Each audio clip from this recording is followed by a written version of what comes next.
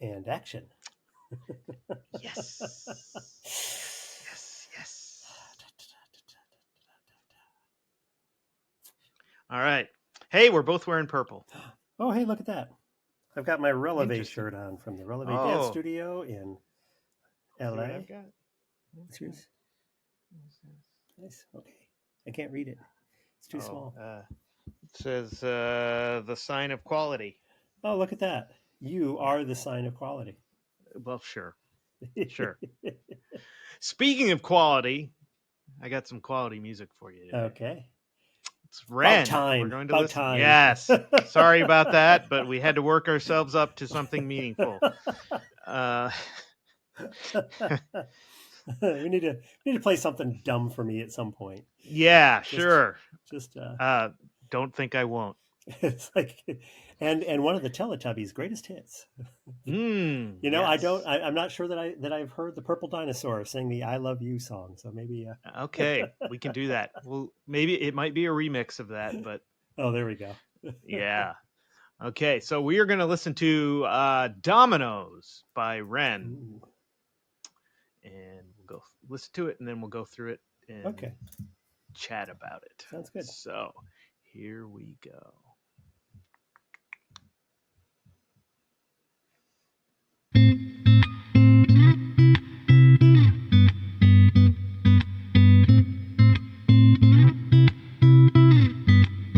Oh, you built this like dominoes, dominoes, dominoes falling.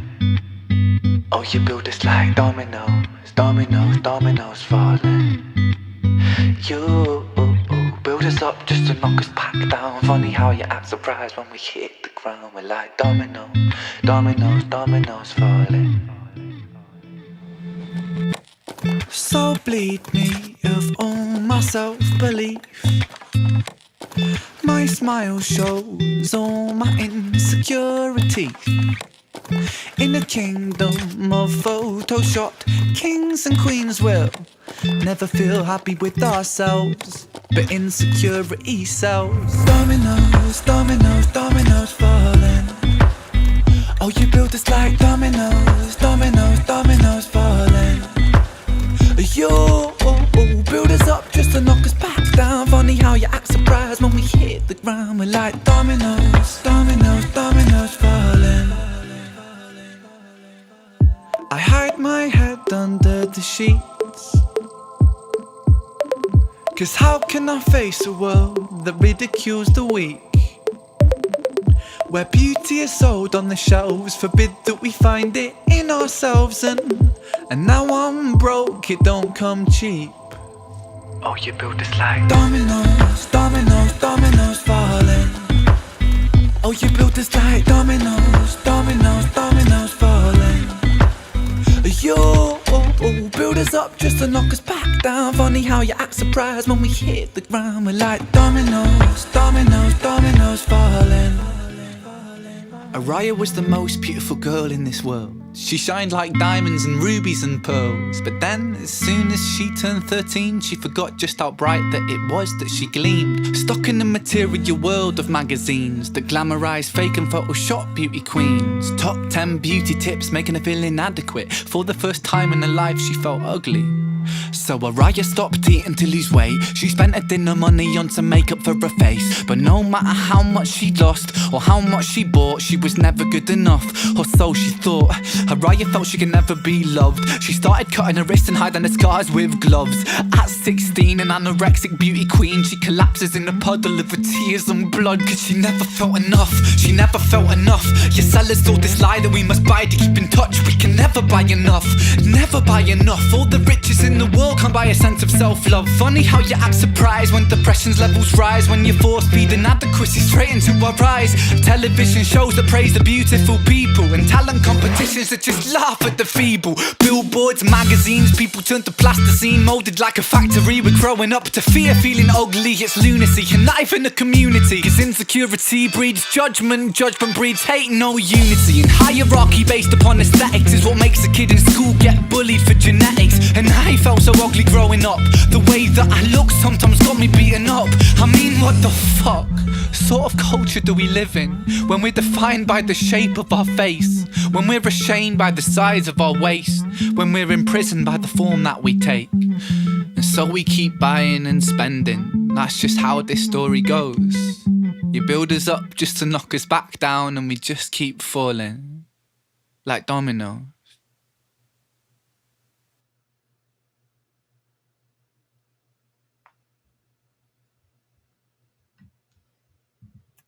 I like it.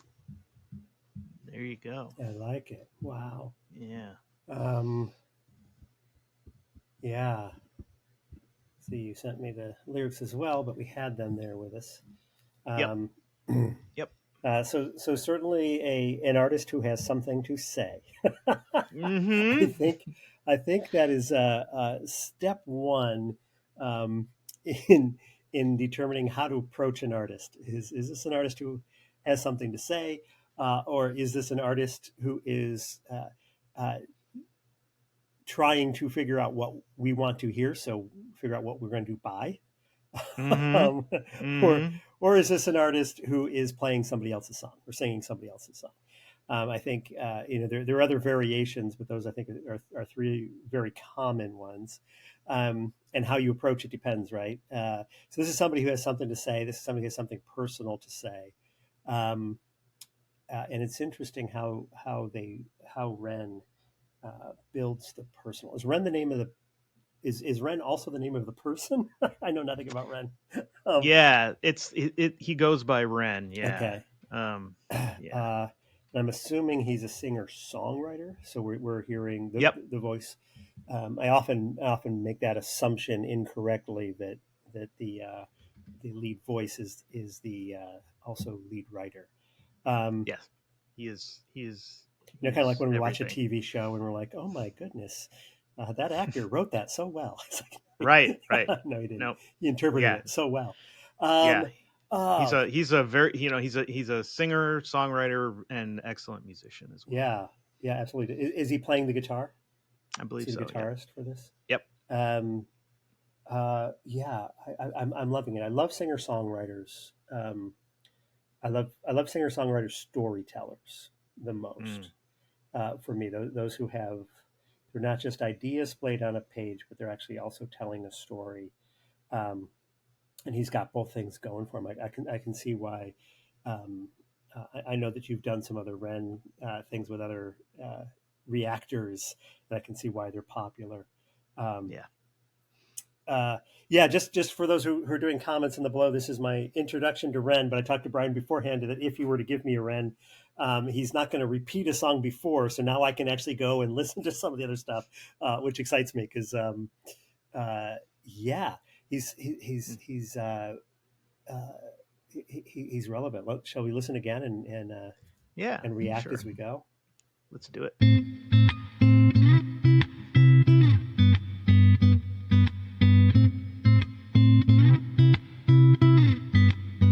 Oh, you build us like dominoes, dominoes, dominoes falling. Oh, you build us like dominoes, dominoes, dominoes falling. Okay, go ahead and stop there. So already we're beginning with the instrumental. I'm fascinated now. The more I do these reactions of the choice of, are we going to start with instrumental? Are we going to start with lyric? Does the lyric bring us into the instrumental? Does the instrumental, what is the instrumental telling us? If it starts with instrumental. I was just out last week, upstate New York at Cortland Rep, watching their production of My Fair Lady, which is a very interesting production, by the way, which is too late for you all to see. So you can't see what they did with it, but it's very fascinating. But it's really interesting the times that they're talking and suddenly they're singing. Like the music follows the lyric versus the lyric coming in on the music.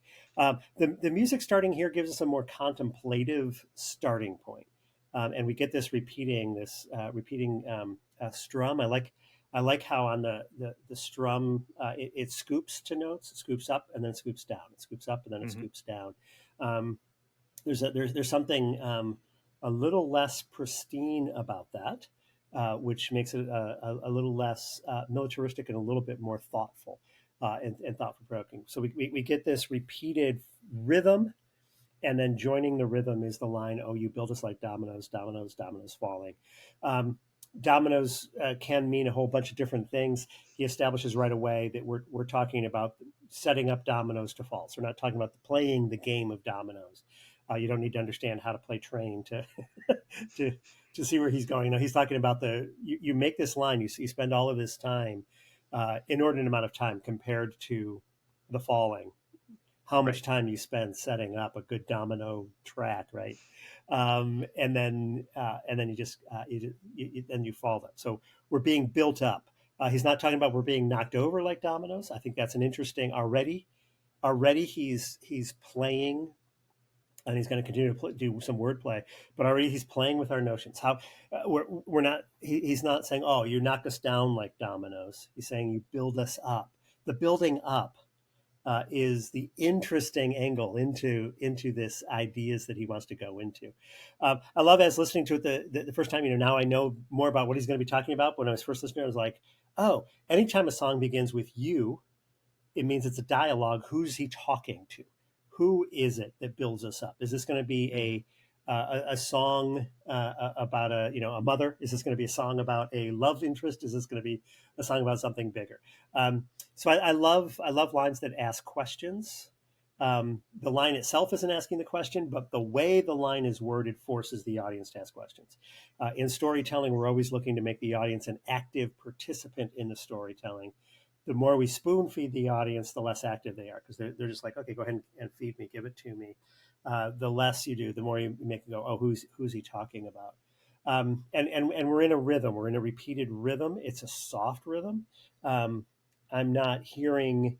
It's not an angry rhythm. It's a thoughtful. He's mulling, right? Mm-hmm. This is the kind of song that could start out angry, very easily start out angry, and we justifiably start out angry.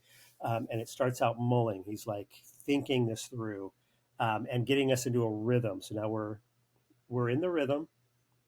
Let's think about these. All right, let's keep going. You build us up just to knock us back down. Funny how you act surprised when we hit the ground. We're like dominoes, dominoes, dominoes falling. Okay, here we go. I know. I'm laughing at myself for the fact that it's like I get excited when I'm like, oh, we've only gone 2 lines in and we're already ready to talk about more. Vocal rhythm. I'm going to talk about vocal rhythm more. He does this chorus multiple times, and the voice and the singing voice does many things. The primary function of the singing voice is to hit the melody and to give us the melody. But you can do a lot of deeper things with it, with how you present it, with the tone that you presented it. He's got a very nice, clean tone here. But he's also a third thing you can do with the voice is make it your percussion. And at this point, all we have is guitar.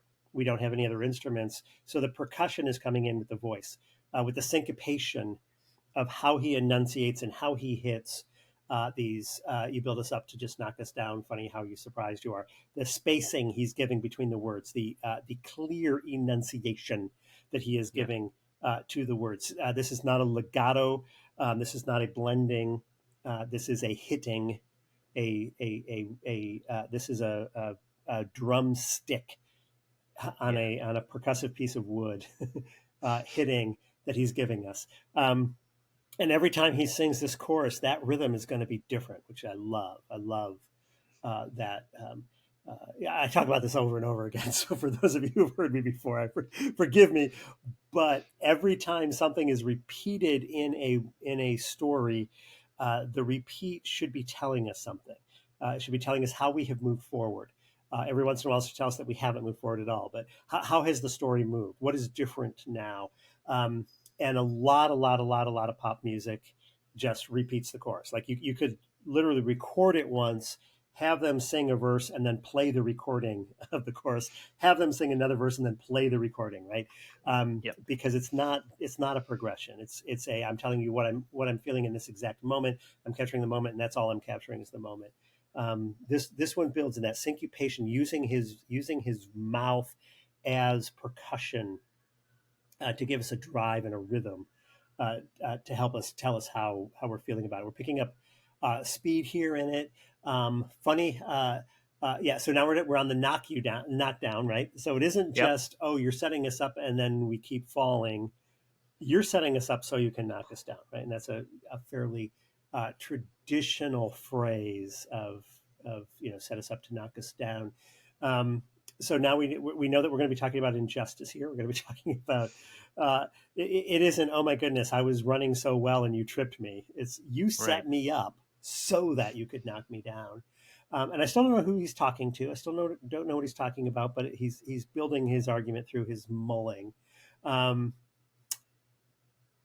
Yeah. All right. Let's go a little bit more. Dominoes, dominoes falling. So bleed me of all my self-belief. My smile shows all my insecurity.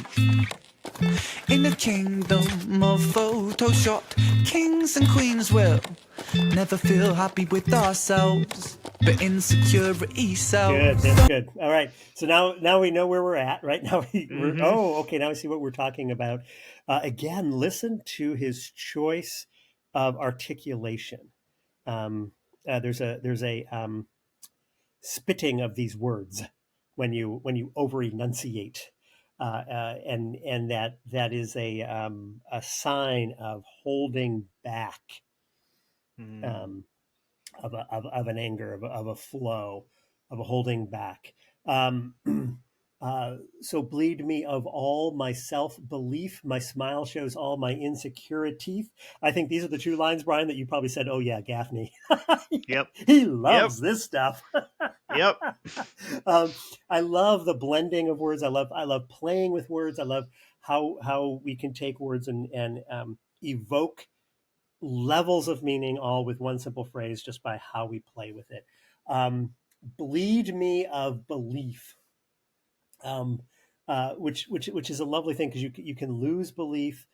Your beliefs can be challenged. This idea that you can bleed the belief, you can bleed it out, is an incredible image. It's one I don't think I've ever heard before, quite in this way, of because it's not a, oh, you snatched it out of my hands, or oh, you convinced me I was wrong.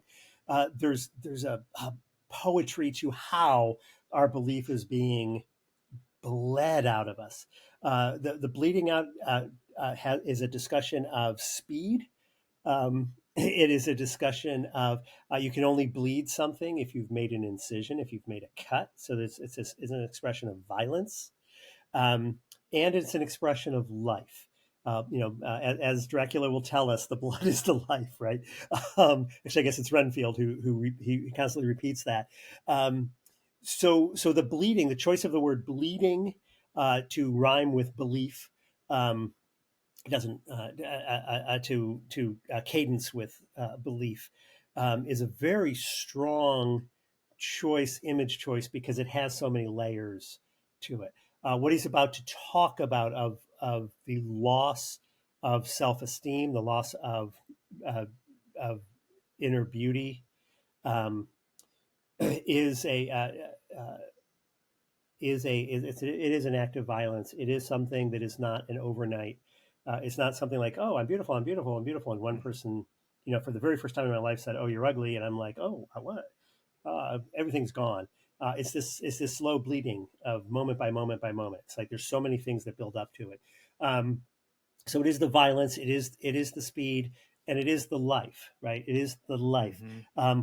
Putting belief in there, uh, is spiritualizes it as well, right? Of this isn't just a thought. It isn't just a thought that you've put into me, but it's how I interact with the physical world around me in there. So he's already first line of clarifying what he's talking about, um, and he really sells it.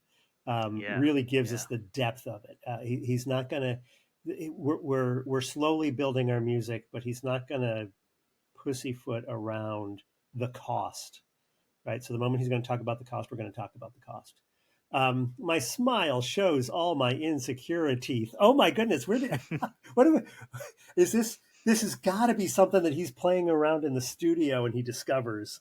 right? This can't be. I mean, Ren, you're an absolute genius for coming up with this. And if this is something that you had insecure teeth first and then built the line to it, you're even more so. But this feels to me like that kind of a thing when you're playing, when you're doing the jazz, when you're doing the riffs with your lines.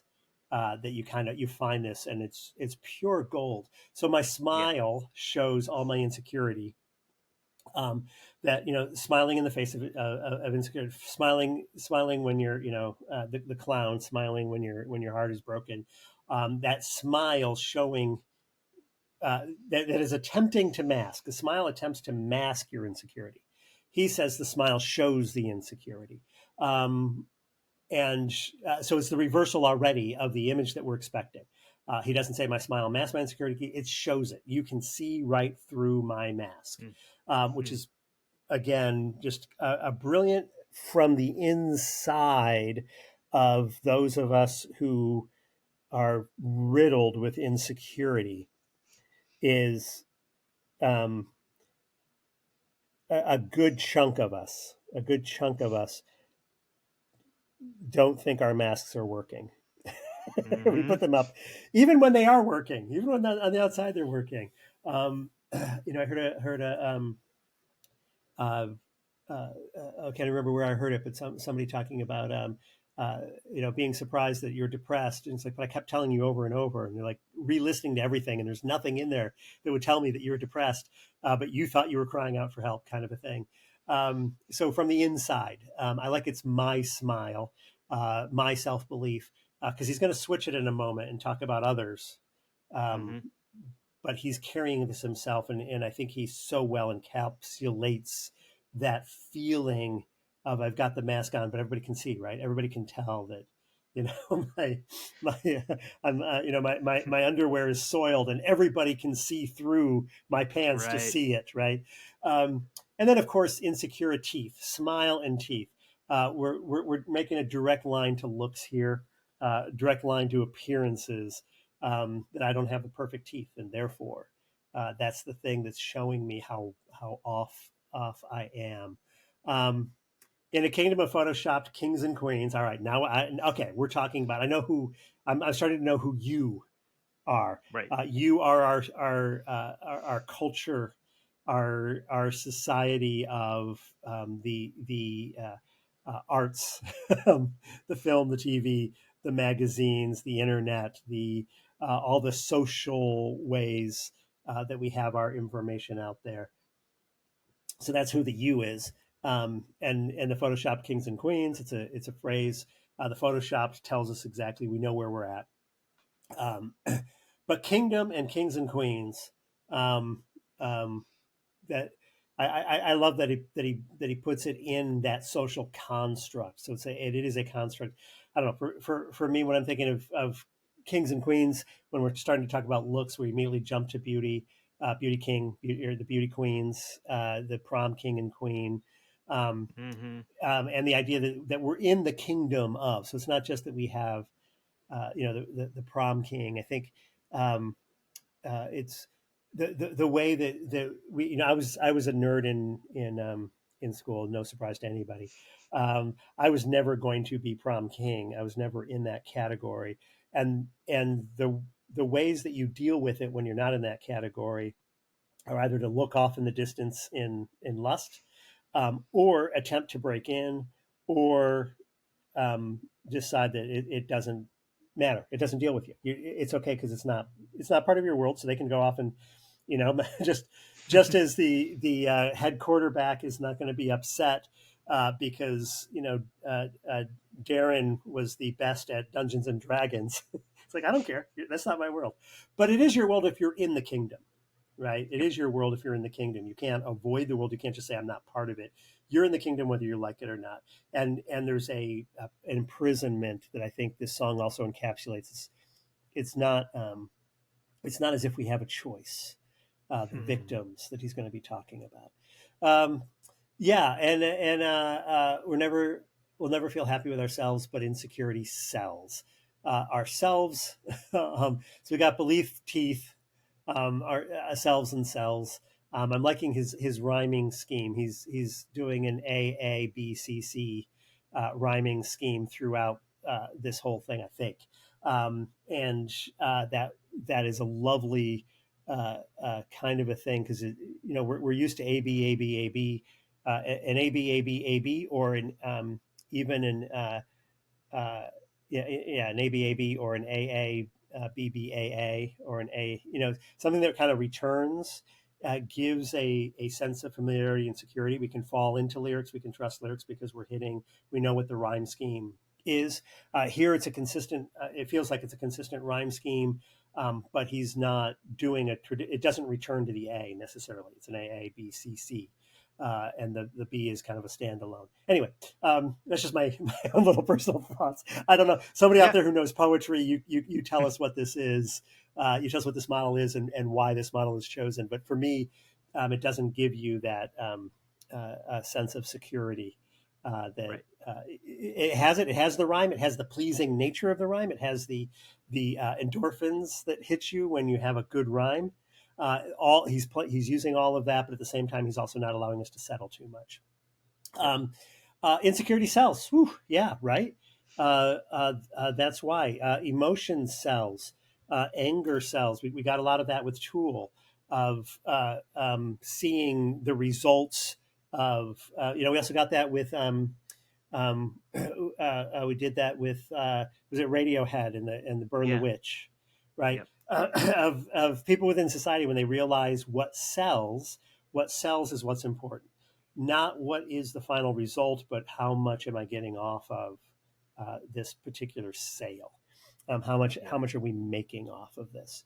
And insecurity sells. Yep. People who are insecure buy more makeup, buy more cream, buy more testosterone pills, buy more whatever kind of pills. So we're at the heart of it. So now we know what he's talking about. So let's go into one thing it. I wanted, one other thing I wanted to just highlight from what you said. He starts off. He doesn't start off, but he talks about himself. Mm-hmm. And I think that is a huge key to how much he resonates with people, because he makes a connection. He's like, I experience this stuff too, etc., and then moves into his other stuff. So it'd be very easy for him. He's going to talk about a specific girl, Aria, coming up, and it'd be very easy for him to say, "Yeah, I have a friend, and my friend went through this, and I'm mad about it." And that is one level, and that's a perfectly acceptable and strong level to have a conversation about. But before he gets there, he puts himself inside of it, and he shows us that he gets us. Yep. He is feeling what we are feeling, not just he's on the outside saying, "Oh, I can sort of imagine. I once read a book about this." Right. Yeah. Yep. He's in the heart of it. Yep, absolutely. All right. Dominoes, dominoes, dominoes falling. Oh, you built us like dominoes, dominoes, dominoes falling. You build us up just to knock us back down. Funny how you act surprised when we hit the ground. We're like dominoes. Yeah, let's stop there. Yeah. Dominoes. So, do you have the ability to rewind just a little bit enough to listen to that chorus again? When you listen to it, remember how distinct it was the first time, that it was just a staccato rhythm thing, and now he's going to play with scooping the notes on the he scoops up on this. He gets a little bit more lyrical within it, and he instead of a straight kind of a punctuation of the words in the rhythm that they're at, he changes up the rhythm to make the words hit differently. Go ahead and play that again. Dominoes falling. Oh, you built us like dominoes, dominoes, dominoes falling. You build us up just to knock us back down. Funny how you act surprised when we hit the ground. We're like dominoes, dominoes, dominoes falling. Go ahead and pause that. Yeah, the way he hits those individual notes when he the scooping up on the you build us up, and the way that he's hitting the we and the us. It's just lovely. I don't know what he's doing with that. I don't know how if he's feeling it in the moment of what am I feeling and how do I express my feeling. But again, he's hitting the same chorus, but the rhythm is completely different. Right. The notes are the same, the melody's the same, the rhythm of how those notes hit is different, which again makes us feel differently as we're going into this as he builds. Very cool. Yep. Let's keep going. Yep. Oh, and the echo I on the hide my falling. head under the sheets. Cause how can I face a world that ridicules the weak? Where beauty is sold on the shelves, forbid that we find it in ourselves. And now I'm broke, it don't come cheap. Good. Yeah. So I hide my head under the sheets. Again, he's definitely taking the personalized view of it. And at this point, we don't know that he's about to talk about somebody else as well, Yep. which is really intriguing that he's telling two stories, his story and then somebody else's story, which I think universalizes this in such a way. Um, uh, there's also well we'll talk about that when we get there. Hide under the sheets because I know because how can I face a world that ridicules the weak? The reprise of the word face, having smile being the key image of the prior verse, but face now of course as a verb. Um, uh, and that ridicules the weak. Of course, him fully admitting he's the weak, right? Right. This is if I come out, I'm going to be ridiculed. Where beauty sold on the shelves. Again, we have this culture of put on beauty Mm-hmm. that is so backwards. Um, and we're all part of it. I mean, and we give in our own little ways. Um, I don't wear shirts that are tucked in. Why don't I wear shirts that are tucked in? I don't wear shirts that are tucked in because I carry my weight like a lot of my family. A trait that I inherit is my weight comes in my belly. So if I tuck in my shirt, what I'm doing is I'm defining the part of me that is where I'm overweight. And I will admit I am overweight. That's from a health point of view, not just a looks point of view.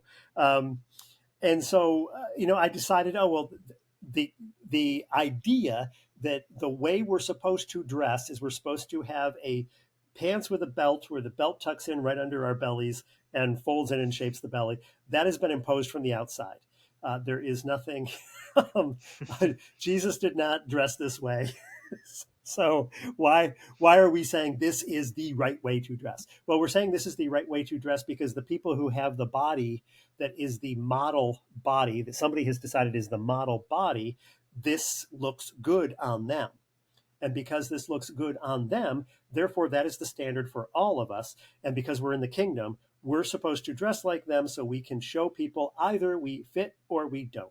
Mm-hmm. And so I resist. The fact that I give a crap about what people think about my belly line says that I bought into, right? So as much as I claim I'm rebelling, I've also at the same exact time I've bought into. I do remember an interview years ago with Whoopi Goldberg, she was on a film set, and I can't remember which one it was. It was years ago. Whoopi, just like anybody else, self-conscious about her body. Her body type is not the body type that the magazines sell. Actress, performer on stage, very insecure about that and that look. And she had a costume designer on a film who brought her in and said, all right, let's figure out what looks good on Whoopi. Let's not all costume designers will do designs before casting as they're imagining the play or the film, and they'll do these designs, and that's just based on what the words tell them the character is. But once it's cast, the really good designers are now redesigning based on the individual, not the preconceived notion of what this character should look like. Yep. And so designed clothes for Whoopi that were designed for her to accentuate her beauty, not to give her a beauty that is somebody else's beauty and put it on top of her. And she said that, that's the first time in her life that she actually felt comfortable in these clothes, because it's the first time somebody said to her, "You don't have to dress like everybody else." Yep. And this is exactly, I think, what Ren is hitting up against here is we've got this world where we're selling beauty on the shelves, right? We're saying, we look at, oh man, we look out at people and we see somebody who's beautiful and we say, oh my goodness, they're beautiful. Therefore, that's what beauty is how they look. And now we need to take that look and we need to apply it everywhere else that we look. And oh wait, Brian, I'm sorry, but I decided that beauty was Tom Selleck. He's got the mustache, but he doesn't have the beard. So, right. So therefore, you must not be beautiful because I don't know why. I don't know why. Why do we think this? Why do we think that beauty is an individual constant? Whereas beauty comes in so much variety, right? Right. This as an artist, color comes in so much variety. There is no one, oh, blue is beautiful. Therefore, there should be no other color but blue, right? We over and over again, we do this to But ourselves. if you're a blue salesman, you're not going to want the other colors. You're not going to want the other colors, right? Yeah, and you're going to want to tell people that the other colors aren't, which it goes to everything. I mean, I'm really getting sidetracked here, but blue is the color for boys and pink is the color for girls. We all know this. This is the way God intended it. It's the way God designed it. God being a marketing company in the early 1900s, because actually it's like closer to I think the 30s. Was it the 30s, 40s that this was decided? Sorry, people, but blue has always been the color of femininity for over 2,000 years. The Virgin Mary is the color blue. Blue is the color of female. Pink has always been the color of masculinity. That's for I say always, but really I only mean for the past 800 years, up until a marketing company and it's baby clothes that did it, because it used to be that boys and girls, children, babies, infants, despite no matter what your gender was, you wore the same clothes until you were about 3 years old. So your sister's gown, your gown, they were all hand-me-downs. You didn't need a brand new set of clothes. And then a salesperson was like, well, we could double our sales if we made everybody buy a boy gown and a girl gown. Well, how do we do that? Well, we tell the world that God ordained that pink is the color for girls, blue is the color for boys. It was an arbitrary decision. I think it was a coin toss. I keep saying that word, a coin toss. That's how arbitrary it is you don't even need to use the right letters in the right order. And decided, oh, we will sell more if we convince everybody of these distinctions.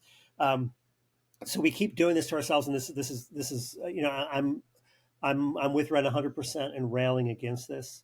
That beauty can't be put onto somebody, but we sell the idea that it can, which then messes up our idea of what beauty is, because we look at somebody. This, I know this. We're both married to very beautiful women, and we also know that if Jen's mascara were to run. If Catherine were to mess up the lipstick and it went outside of the lines, she wouldn't stop being beautiful. Right. Because we know that beauty is something more than the layer that is put on the face. But because we looked at somebody who's beautiful and we said, oh, they're beautiful, therefore that is what beauty is. Therefore you need to look like that. Now we go to somebody else and say, you need to look like the other person. Now we have made beauty makeup layer thin. Right. Wow, I'm ranting here, aren't I? Thank you, Ren, for making me rant. But exactly what you're going up against. This is a world that sells beauty on shelves. Forbid that we find it in ourselves, because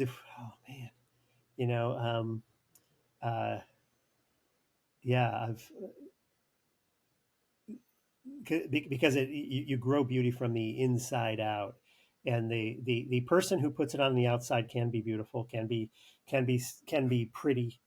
Maybe there's a difference between pretty and beauty.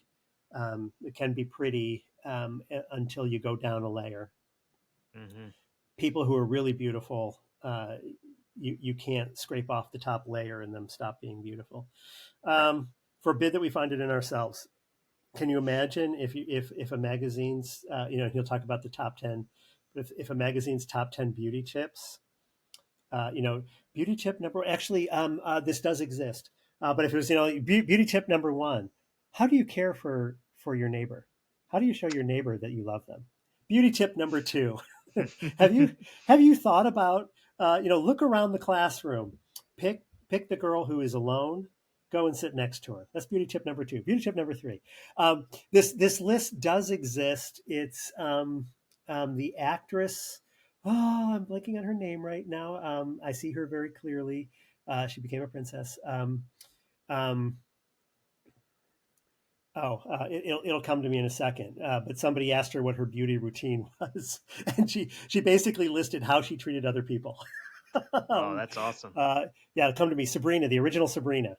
Okay. Yeah, if I'm horrified that I'm blanking on her name because she's a truly beautiful human being. Anyway, yeah, let's keep moving forward because I got us stuck. Oh, you built this like dominoes, dominoes, dominoes falling. Oh, you built this like dominoes, dominoes, dominoes falling. You build us up just to knock us back down. Funny how you act surprised when we hit the ground. We're like dominoes, dominoes, dominoes falling. All right, good, yeah. So again, a third way of doing it. Third time he sings it, a third way of doing the rhythm. I like the OU that led us into the chorus of "You Built Us Up Like Dominoes."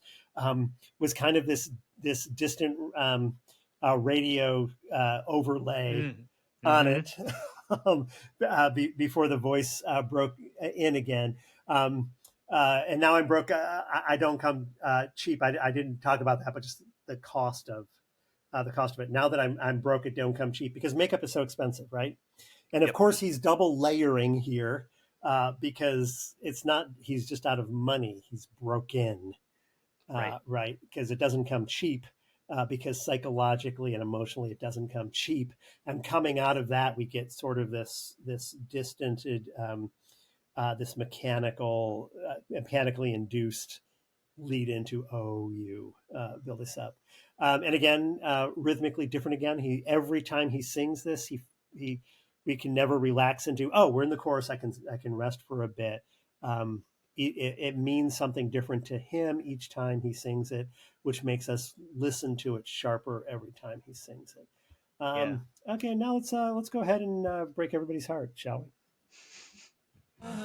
Araya was the most beautiful girl in this world. She shined like diamonds and rubies and pearls. But then, as soon as she turned 13, she forgot just how bright that it was that she gleamed. Stuck in the material world of magazines that glamorise fake and Photoshop beauty queens. Top 10 beauty tips making her feel inadequate. For the first time in her life, she felt ugly.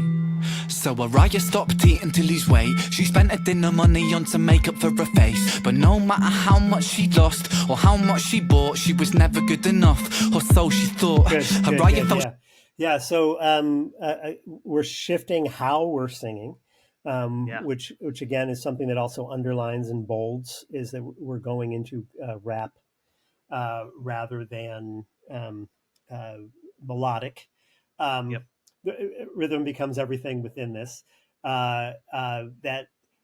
get that fallen kind of echo before the voice comes in. The voice is nice, sharp, clear, and clean, which is again he's repeating the way he began the song. As far as I'm going to start with this sharp, clean simplicity, and then I'm going to layer it.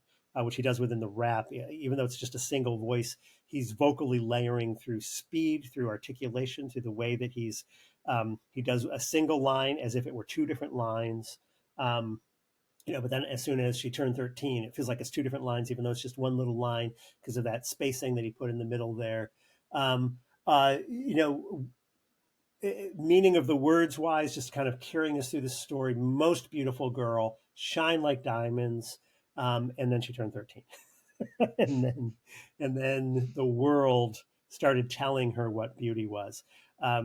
this concept of this is almost more tragic than someone who's born into the toddler beauty queen market, the toddler from the get go, the sexualization of young children. I'm wearing this is actually beautiful because I'm wearing the Releve shirt today. Releve is a company, Releve meaning to lift up in Hmm. dance worlds, and it's a company devoted to, in part, combating exactly what this song is talking about. Wow. They have these young girls. It's horrendous going to a dance like a area or national dance competition these days, because you get these girls who are 10, 9, 8 years old, who are completely sexualized. They're wearing sexy outfits. They're doing sexy dance moves. Um, uh, so Hmm. I remember I was at one, and uh, I saw this guy who he looked like a motorcycle, like a Hell's Angel, just this big guy built without it. He comes crashing out of the room. He was like, "What the hell are they doing to these girls?" It's like you should never feel like you're in a strip show when you're watching a dance competition. Um, Right. and Releve is going completely. I mean, that's their whole mentality, is to go against this, going against that body type shaming, going against the trying to tell an 8-year-old that she's an 8-year-old's beautiful because she's got this layered princess gown on, not because she's wearing a sexy outfit. The fact Yep. that you're even using the word sexy and 8-year-old at the same time, in and of itself, shows us how far we have crumbled. Watching mothers look at their daughters and trying to make them fit this is showing us that we're so many generations deep into this mentality that these moms, it's not because these moms don't love their daughters, it's they think their daughters can only survive in this world if they have this glossed on, glamorized beauty on them, and it starts so young. Um, Yeah. Ren has done something for us here in that he gave us somebody who didn't grow up in this, but somebody who actually is growing up healthy, who is beautiful, and can see that they are beautiful without having to have a magazine tell them that they're beautiful. And the heartbreak of what Ren is doing to us is taking somebody who had the correct self-esteem, and we're watching it be destroyed. We're Yeah. seeing, there's something sad when the runt of the litter is born and you don't think the runt's going to survive and the runt doesn't survive. There's something Yeah. even sadder when the most healthiest is born and is completely healthy and then is destroyed. Right? We're watching something beautiful being destroyed. Um, Yeah. Similar to that is, as an artist, and I do workshops with kids, and I also do talks at elementary schools about children's book publishing and stuff. And I see the same thing, or sort of, where I'll ask kids to raise their hands if you're an artist, and younger kids, they all raise their hands.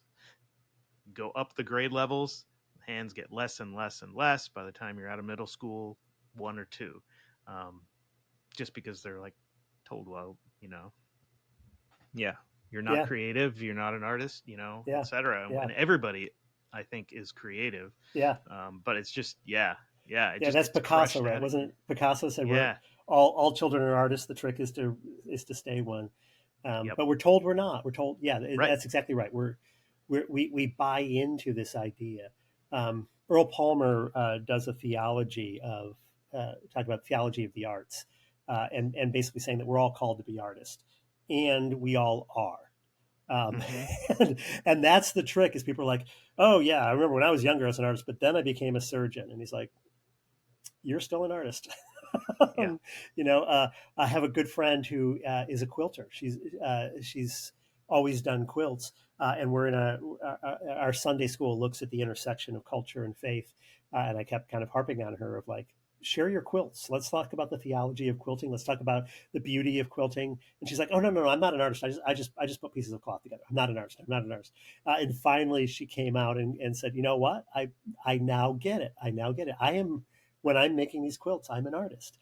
Yep. I've been told that only a certain type of person can be an Yep. artist. Yep. Yeah, that telling. She forgot just how bright that it was when she gleamed. This might be the most depressing line in this whole thing. In a whole lot of break my heart, break my heart, break my heart. But that she forgot just how bright it was that how bright that it was that she gleamed. Has that extra layer because we're about to watch a girl grow into a young woman who is never going to be enough, and that's a tragedy. What we often forget, the cost of that tragedy isn't just her. That cost of the tragedy is the light that she would shine on the rest of us. We. I know he says you. I'm going to put us all in that category. We snuff out those lights, and in doing so, we're not just hurting that child. We're hurting us. Anytime there's less light in our world for us to see by, we have a poorer world for it. Top 10 beauty tips, right? Like what if, right? What if we had somebody who understood what beauty was and was giving tips to these people? And if they did, there'd be more light in the world. If there's more light in the world, we'd be able to see beauty better, right? First time in her life she felt ugly. Yeah, break my heart. Stopped eating to lose weight. Spent her dinner money on makeup for her face. No matter how much she lost or how much she bought, she was never good enough, or so she thought.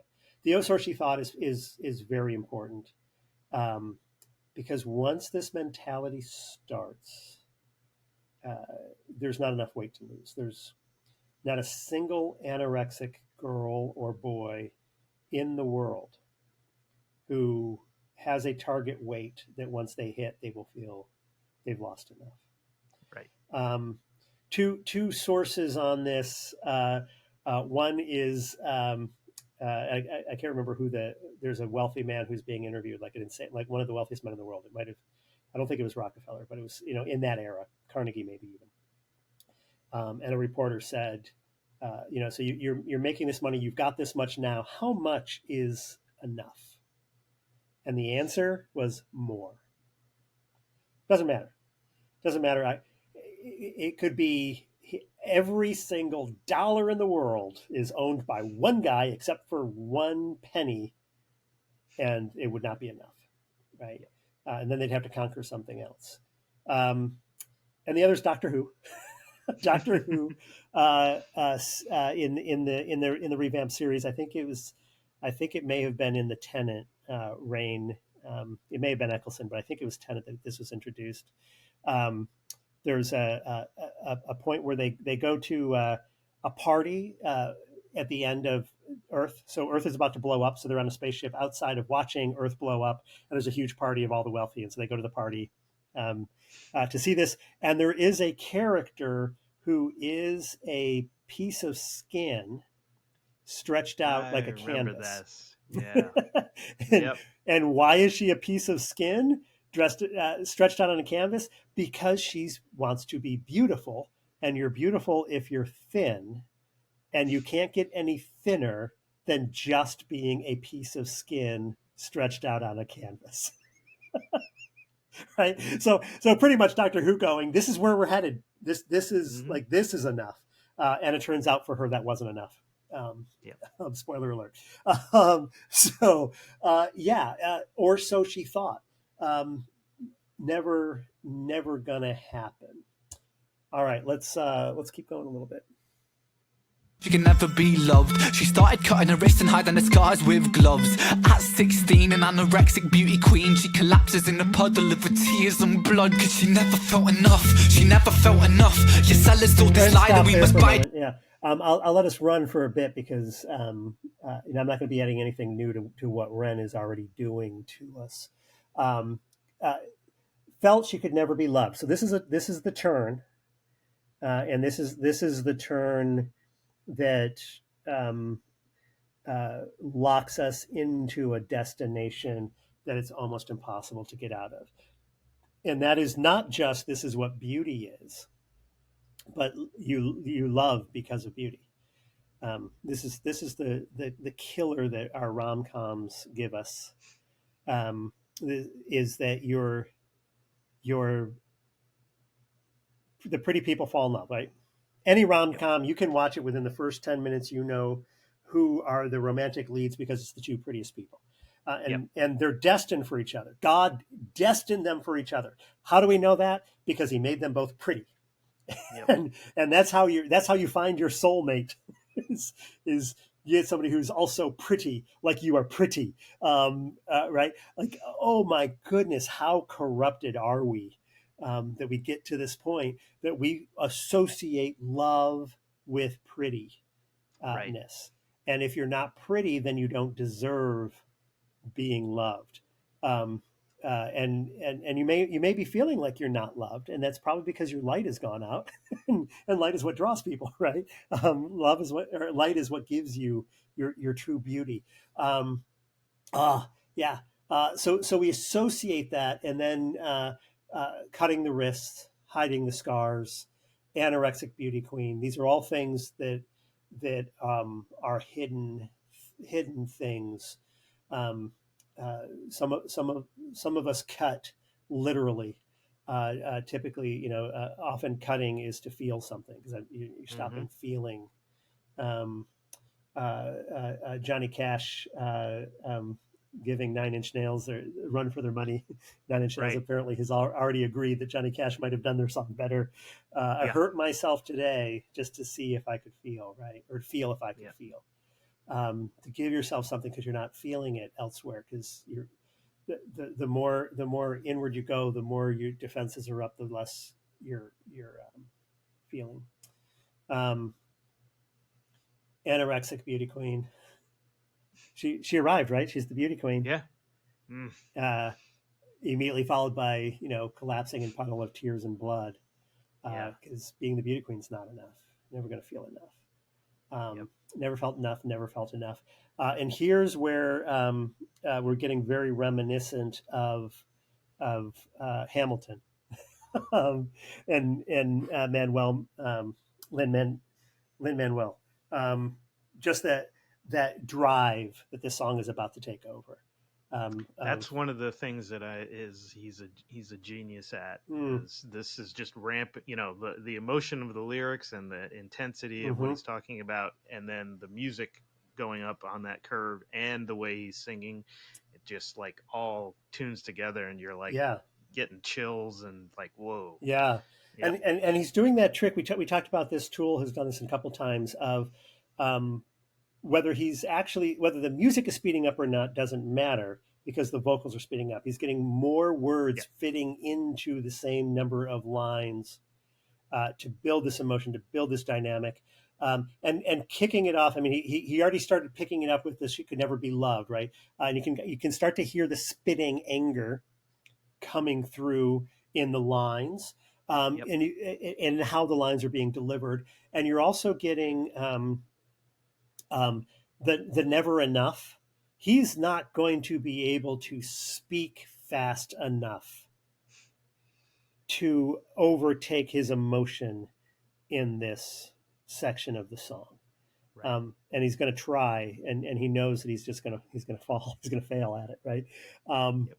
but he's going to try because the more anger, the more he has to race to catch up with what we are doing to ourselves. Um, yeah, and not enough is a big part of it, right? Not enough kicks off the lyrics where the lyrics are trying to be enough. Um, Yep. yeah, so this is her story, and she's in a puddle of tears and blood, and that kicks us into what comes next. I'm going to back up just a little because I like this build up is. She started cutting her wrists and hiding her scars with gloves. At 16, an anorexic beauty queen, she collapses in a puddle of her tears and blood. Cause she never felt enough, she never felt enough. Your sellers told this lie that we must buy to keep in touch. We can never buy enough, never buy enough. All the riches in the world can't buy a sense of self-love. Funny how you act surprised when depression's levels rise, when you force feed inadequacy straight into our eyes. Television shows that praise the beautiful people, and talent competitions that just laugh at the feeble. Billboards, magazines, people turn to plasticine, molded like a factory. We're growing up to fear, feeling ugly, it's lunacy. And not even the community, cause insecurity breeds judgment, judgment breeds hate, no unity. And hierarchy based upon aesthetics is what makes a kid in school get bullied for genetics. And I felt so ugly growing up, the way that I look sometimes got me beaten up. I mean, what the fuck? Good, yeah. I wanted to let that run anyway because he needs to run with it, right? Yeah, he needs to run with it. We shift from the specific individual to the group, because the individual is just a sign of what's happening everywhere. This isn't the sad story of one person and, if we could only have helped that one person. This is the story of all of us. And if we're not careful, we're going to end up in the puddle of tears and blood. We can never buy enough, right? So it's repeating that: felt enough, buy enough, buy enough. All the riches in the world can't buy a sense of self-love. He's kind of you can easily broaden his category. He's talking about physical beauty, physical appearance, the riches in the world. It can be anything. It can be success in your career. It can be money, financial success, financial security. It can be fame. It can be any of those things that we're told, if you do this, you will arrive. You will reach a place of contentness, of happiness. Can't hear anything sadder than somebody saying, "Well, I'll be content when I." Because the when I doesn't come. I mean, he's absolutely right. All the riches in the world can't buy a sense of self-love. You can't victor your way into this. It's interesting that the three temptations that Jesus was given, which I think apply to ministry. I think it's a warning against ministry, and it's a warning against where we are right now in our ministry. But it's wealth, fame, and power. And Satan says, this is what you should be going for. This is how you're going to solve your problems. This is how you're going to do what you're setting out to do: wealth, fame and power. How you act surprised when depression levels rise. This always shocks me every time something comes out. It's like, why are kids so depressed these days? Why is my child, who I've been yelling at because she's eating too much and therefore not winning the beauty contest, depressed? I don't understand. And then as a society, stepping back to all of us, when we feed over and over again, when we put together this image, I don't understand why the depression rate's going up. And the cool thing for us, as because I'm in my 50s, the cool thing for us is we get to blame the younger generation. I remember hearing, there's an online kind of rant about how self-involved this generation is, the generation that got participation trophies, and you feel like you don't have to earn anything, and how entitled are you? And the response right below it was, well, who taught us that? Right. I don't know any 5-year-old that was like, what would be cool? What if we had this concept of participation trophy? The child didn't come up with that. The adults came up with that. The parents came up with that. So the parents train their children and then act angry when the children act the way they were trained. Feel the way we told them to feel over and over and over again. Television shows that praise the beautiful people, and talent competitions that just laugh at the feeble. So here I want to put a pitch in for doing something proactive. So that it's one thing to realize we're doing this wrong. Let's do something proactive. And I'm going to pick on the voice for this, although the the acapella singing the sing off, I think, is one that does it even better. Mm. But the voice, there's a reason why their chairs are turned away. Um, the voice, my understanding is the voice was created in direct competition to American Idol, 'Cause- mm, not as to replace it as the way to find the best talent, but to combat the auditions. Because in American Idol, the auditioners, the first round of judges before they get to television, pick the people who get to television, who get to audition on television. And they're looking for two things. They're looking for really good talent and really awful singers. So they can put forward the guy who thinks that he's great, who is then right. going to sing awful off key, and is going to make the judges cringe. And the judges get to laugh at that person, and we as an audience get to laugh at that person. We get to laugh at how delusional they are. We get to laugh at how non-talented they are. This is exactly what Ren is saying. We're laughing at the feeble. We set them up so that we can laugh at their inability, at their weakness, and myself included. It took me a while before I started to feel dirty watching Right. those. And the voice, my understanding, and again, I might be putting something on. I think it's a Mark Burnett. I think I might be putting something on him, but I don't think so. It's what I had read somewhere, and if you read it somewhere, it must be true. But the idea is we're not going to look at somebody and judge them based on their looks. We're going to actively go against that idea, and we're not going to put people out there who are not talented. That's one thing with The Voice. When you watch The Voice, is you're not going to hear a singer who can't hit a note, because we're Right. not going to be the people that are going to laugh at the weak. We're going to be people who are celebrating music, not using music to mock people. The sing off, which is the a cappella thing, which that's how I found my favorite group, Home Free of all time. The sing off is a beautiful show to watch because it's a celebration of music and it's a competition show, but not really. Most competition shows, you're trying to figure out how can you undermine the other. In the sing off, they'll often have a competition where the two sing together. So they're singing Mm. the same song, alternating. So you can kind of do a Mm-hmm. direct comparison. And time after time, and this is especially true when you see Home Free works with a group. Oh man, I'm blanking on the name of the other group. But they actually switched people on their side. So they started out in competition, this group against this group. And then halfway through the song, some people from this group went over to that side and people from this group went to that side. And they worked together to highlight the strengths of the other group. Mm-hmm. That's a celebration of music. Imagine a contest that's a celebration of beauty as opposed to a cutting down of or using this to attack others or using this to compare to how others are inadequate. Yep. The groups in the sing off would go, "Oh my goodness, your bass note is so good. We're going to make sure that it's showcased in our competition song," right? So it's not like there isn't healthy competition. It's not like there isn't and shouldn't be healthy competition. Uh, Right. but what are we doing it for? Is it a talent competition to laugh at the feeble? Um, Yeah. yeah, yeah, yeah. Um, I mean, what the Right. fuck? Yeah. Right? No, it's interesting that he uses that word. We now have me recorded saying that word. Just Oh. for anybody, if I ever run for any uh, Christian president thing, you can bring back me saying it.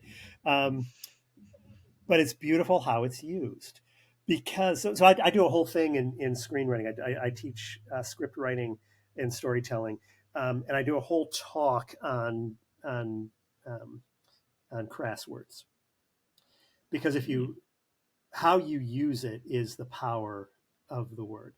Yep. You can use it. You can use crass words a lot if you're a David Mamet and you know how to be a poet with them. There are very few David Mamets. Most of the people who are using it a lot, it's not poetry. Sorry. If Yep. you think you're being a poet, you're not, most likely. Um, but the fact this is the first crass word to appear in this song. I think I don't know. I'd have to go back. I think I don't think we even have mild curses Mm-mm. anywhere in this song, and that highlights it and underlines it. That Yeah. that is the proper use of the word fuck, in my opinion, is to have it so highlit that it has to kind of shatter you a little bit. It has to kind of stick out a little bit. It has to be I I am at the end of language. Yeah. I'm at the end of language.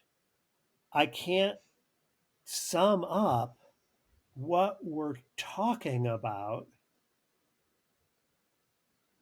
with language other than the crassest thing I can think of Yep. to say. And Ren, congratulations on being a prime example. I'll probably use this song in classes now to go. show. There's some beautiful movies and plays that also understand how to do this.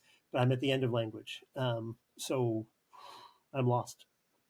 And that's what the choice of using that word does here is I'm done.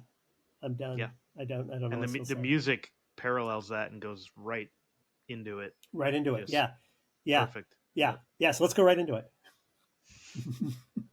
What sort of culture do we live in when we're defined by the shape of our face? When we're ashamed by the size of our waist? When we're imprisoned by the form that we take? And so we keep buying and spending. That's just how this story goes. You build us up just to knock us back down, and we just keep falling like dominoes. Yeah, right. I'm cutting off the silence. I think the silence is an important part of the song. So sorry for cutting off the silence.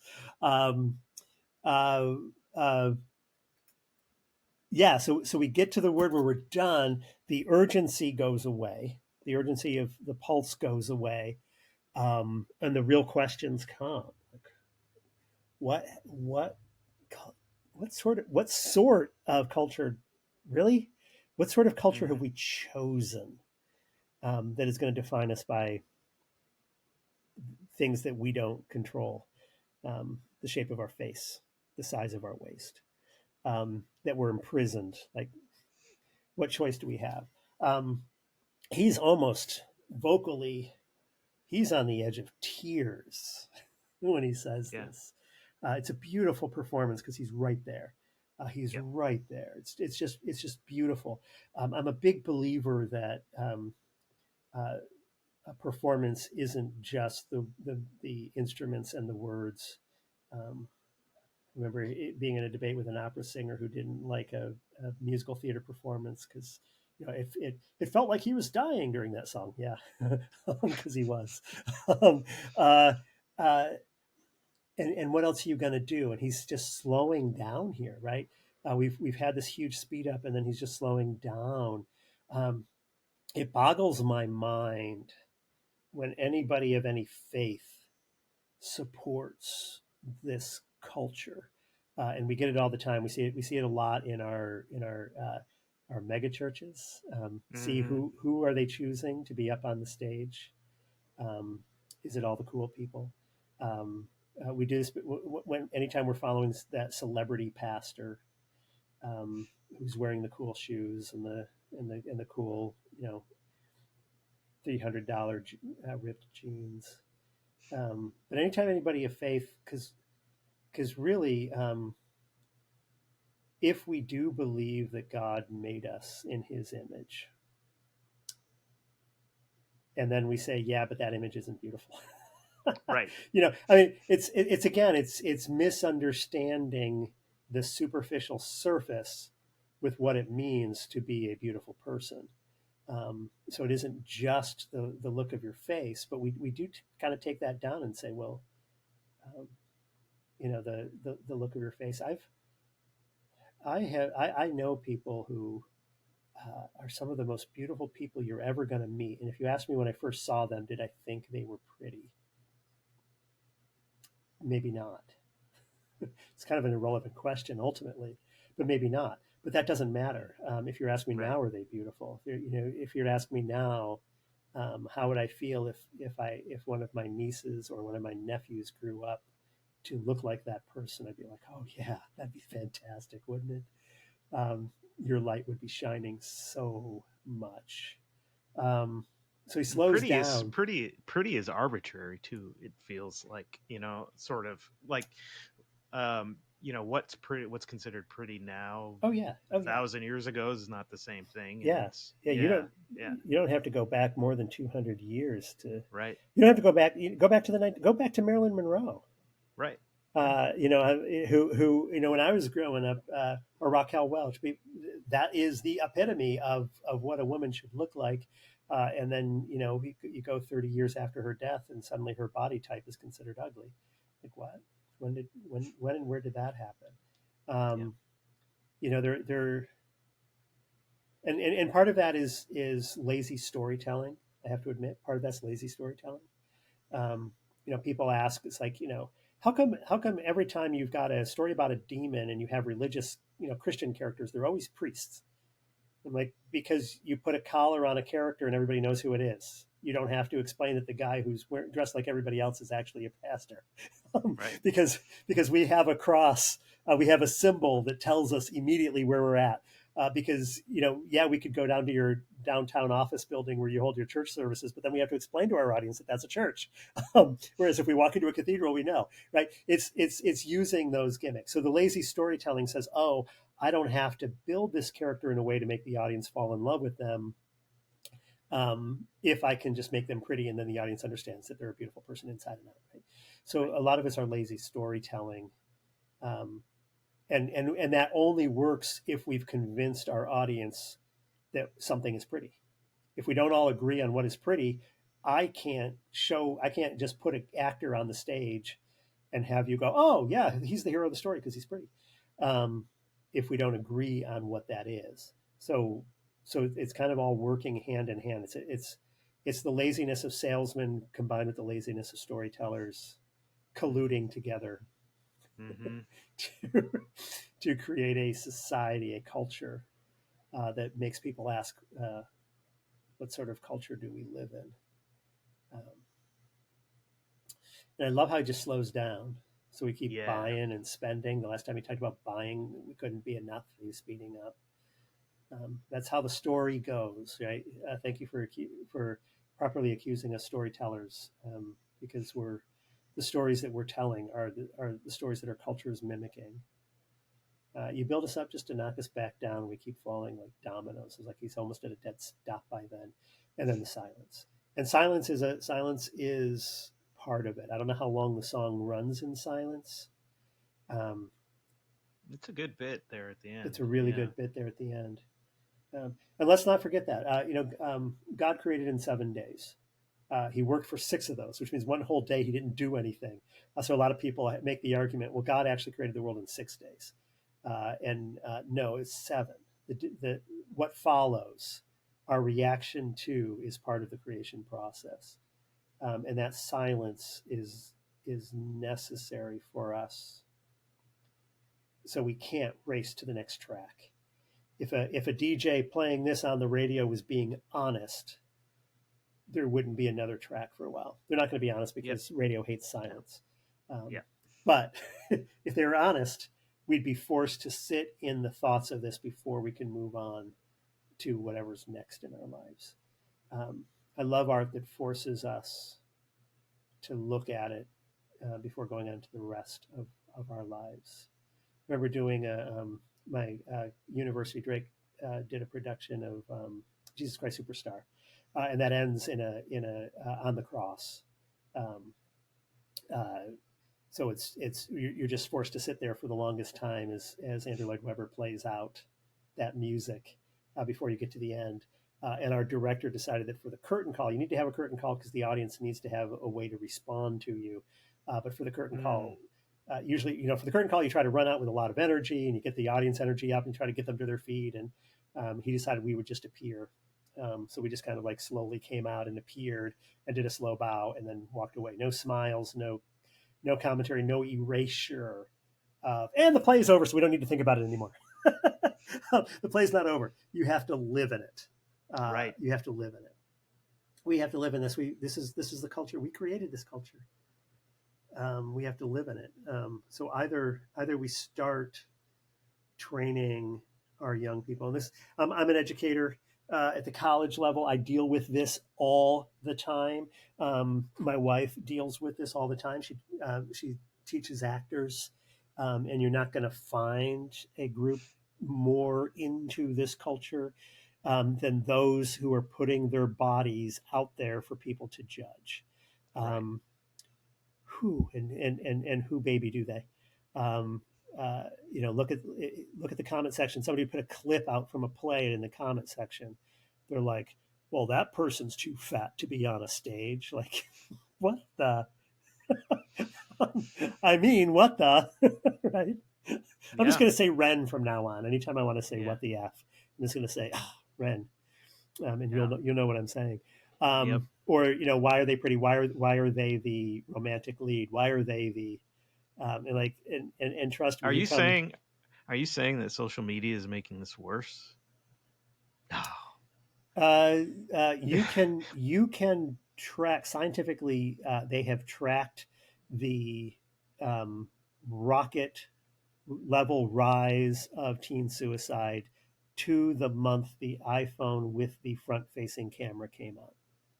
Yep. The selfie um, has been the most damaging piece of technology. And it's not just the technology itself, but it's how we use it and how we reinforce its use. Yep. Um, yeah, Yep. it can't get any more damaging. Yep. I'm sure we'll find a way to make it more damaging, but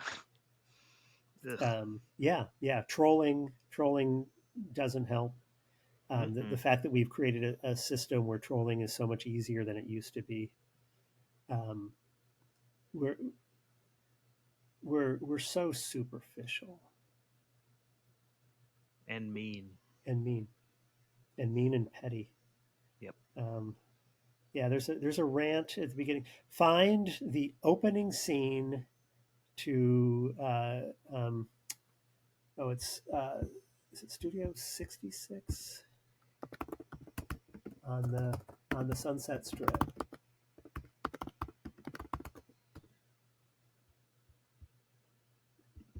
Oh, come on, you should go Studio 60. So it's a TV show that didn't last very long called Studio 60, 60 on the Sunset Strip. Watch the opening scene. It's a television creator who has in the opening scene will have a breakdown on the type of garbage that television is making, and his rant is um, so relevant then. George Bush was in office when that television series came out. It's kind of funny because he actually has a line about Donald Trump, but that was Donald Trump, the reality TV show star. Yeah. But his Judd Hirsch plays a character who has a rant in that opening, and he talks about it's making us petty, it's making us mean, it's making us bitchy, and we're better than that. We could be making television that is better than that. We could be making social media that is better than that, but we're choosing not to.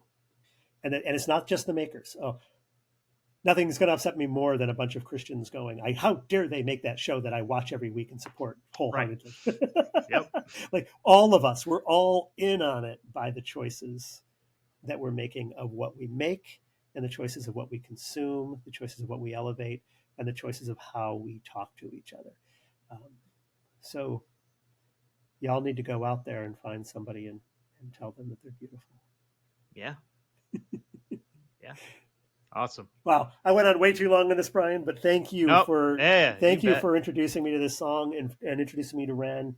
And thank you, Ren, Right. for using your gifts to speak. We need prophets. We're in desperate need of prophets, and the prophets are not coming from any of the angles, and never do, that we think they're coming from. They're coming from people like Ren. So thank you, Yep. Ren. Absolutely. Awesome. Alrighty.